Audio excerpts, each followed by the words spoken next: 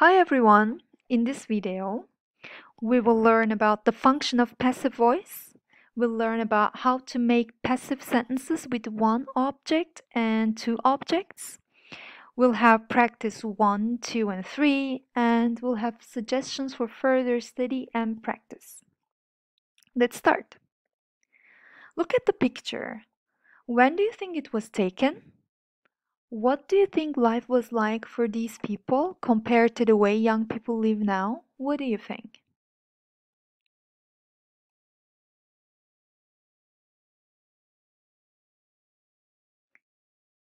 Okay, now pause the video and read the text. Choose the best title here for the text.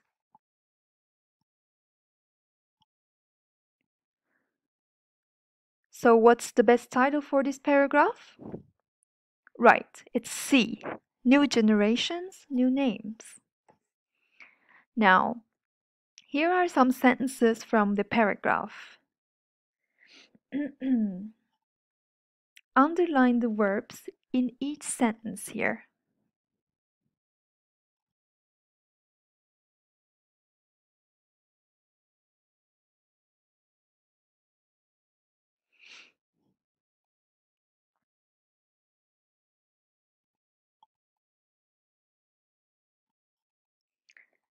Okay, here we go.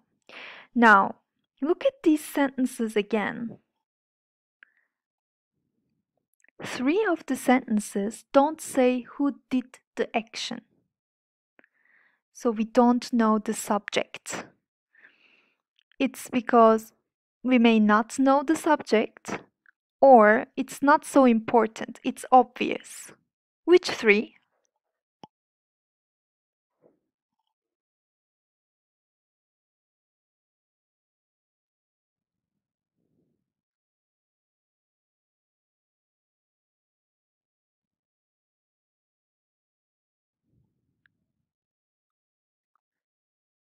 Okay, right. So it's A, C, and E. So which sentences use active verbs and which use the passive? A, the sentence A, they are thought to be healthier than any previous generation. It's a passive voice. We don't know who thinks that they are healthier. It's probably people. It's not so important. People think they are healthier.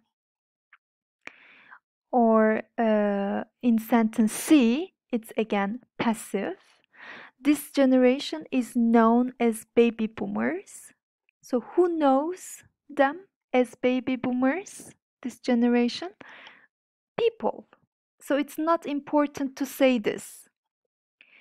And again, sentence E is passive, the first generation that is being educated.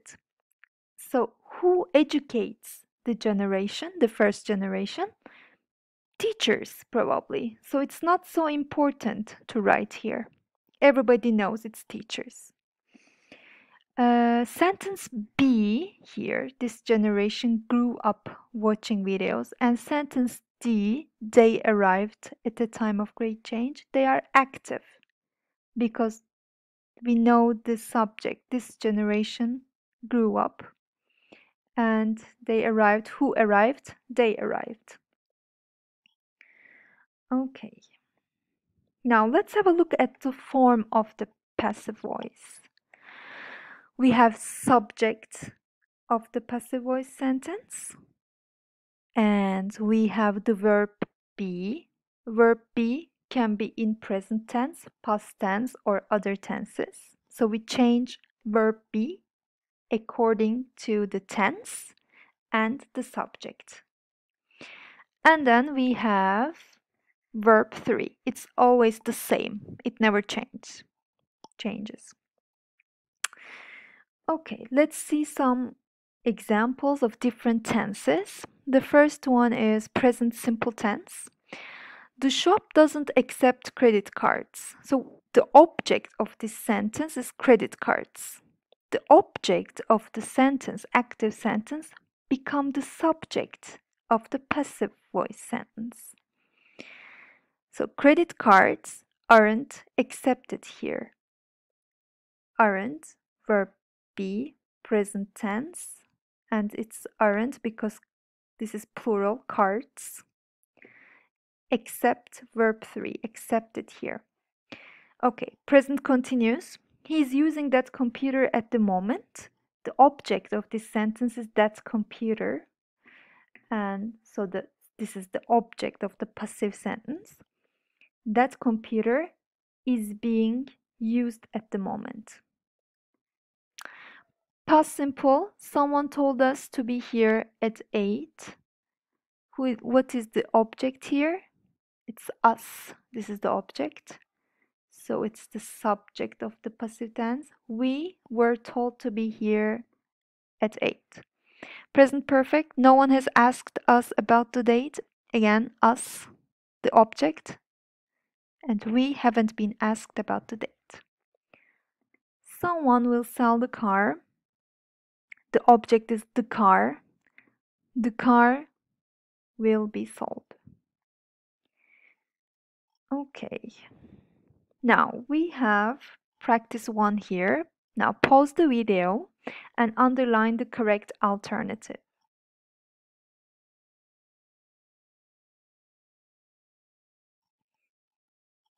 Alright, here are the answers.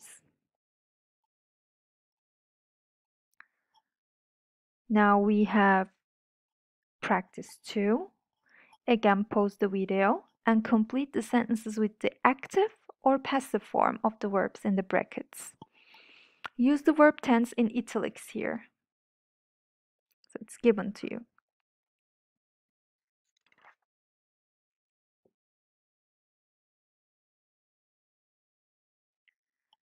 Okay, here are the answers.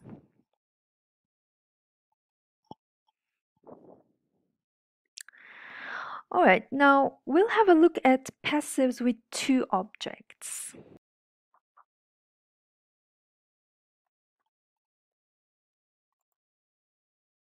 Okay, passive voice with 2 objects. Look at the sentence here.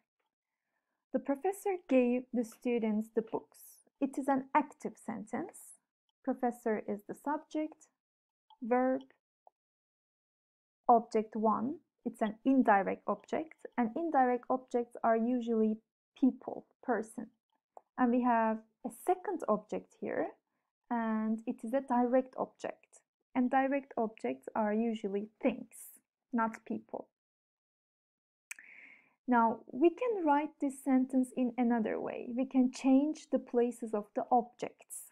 We can say the professor gave the books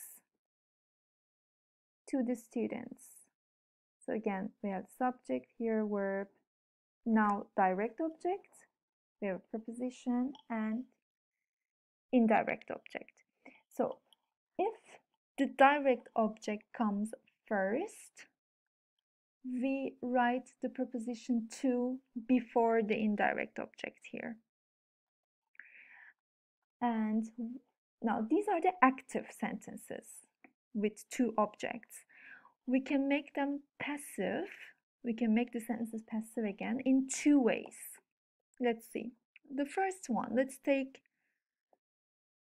the indirect object first. The students, this is the subject of the passive voice, were given the books by the professor, the agent. Okay, so we can write it this way, or we can take the direct object of the sentence as the subject of the passive. So we can say the books were given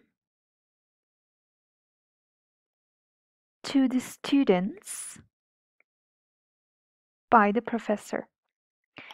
So if we take the direct object here as the subject of the passive sentence, then we need to write the preposition to in front of direct object here, like we did in the active sentence. Okay. Now here we have another example. Parents, subject, verb. We have a direct object, we have the preposition, and indirect object. So let's do it together. Let's make it passive. So first I take this book, the direct object of the sentence, and this is the subject, and it's read, the verb, passive voice, to be, and verb 3. Kids, this is the indirect object, but what do we need here now? Since this is the indirect object, we need here a preposition. Okay, this book is read to kids by parents. Or we can take the indirect object here as the subject of the new sentence. Kids are read. Now it's are because of the kids here. It's plural. This book, we don't need a to here because this is a direct object, not an indirect object. By parents. Okay. Now here is practice 3 for you. Rewrite these sentences in passive forms. They have two objects. So write two possible passive sentences here for each active sentence. Here are the answers.